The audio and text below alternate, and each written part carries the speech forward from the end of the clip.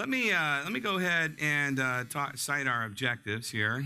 We are going to talk about how humor helps to reduce stress, helps to enhance trust, increases pleasure, and helps to improve our immune system. That's a lot, those are a lot of benefits of humor. We're going to talk about those.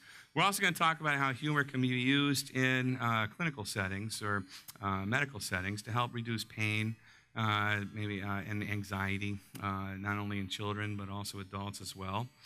We're going to talk about how humor and laughter and other positive mood states help reduce anxiety, depression, how they can increase the effectiveness of therapies.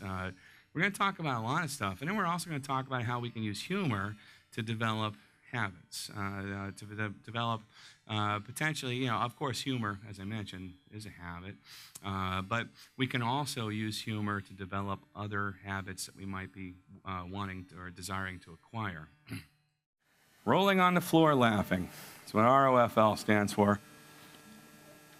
I use that acronym for this page. It's an internet acronym that, of course, when people are chatting together, they'll type to try to indicate laughter via the text. Commonly, people will say LOL, I'm laughing out loud, which I think people are not doing when they type that. So I'm like, really? That made you laugh out loud? But rolling on the floor laughing, I know is a just blatant lie. Like, if you're rolling on the floor, how are you typing? I just don't get that, But the idea, the image of somebody who's laughing so hard that they're rolling on the floor, that's a legitimate thing. That's a real thing. We get there if something is so overwhelmingly humorous. Laughter is our body's response to humor. There's an appreciation, a cognitive appreciation for humor. We don't just just spontaneously have an epileptic fit and call it laughter. There's a subjective appreciation of what's going on. And once we start laughing, of course, it involves a lot of our body. 15 different facial muscles are involved in producing a laugh. The larynx closes about halfway. This makes it really difficult for us to breathe. Laughing is oxygen deprivation, is what it is. But the larynx closing is also where the sound comes from. The sound of laughter is basically a gasp for air. We're desperately trying to get some air into our lungs.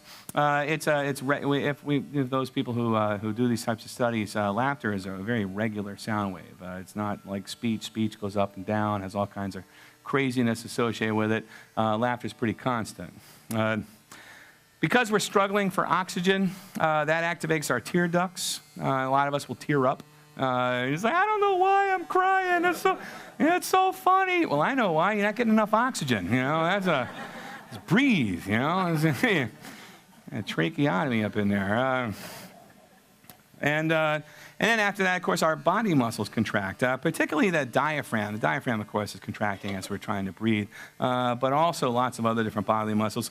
Our limbs will naturally contract when we're laughing at a point. Not every laugh is going to involve limb contractions, but our limb muscles definitely start contracting at some point, which is why laughter feels so natural. Which is why applause feels so natural to accompany laughter. You start laughing really hard, you just naturally start applauding because your limb muscles are contracting, involuntarily almost. The rolling on the floor part comes when your legs start contracting. You're falling off the chair laughing, rolling on the floor laughing, all that stuff.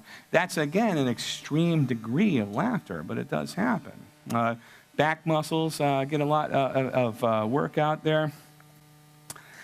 Because of all this activity, right, laughter has a lot of positive benefits for us. It lowers our blood pressure, and I'll talk a little bit more about that as we continue.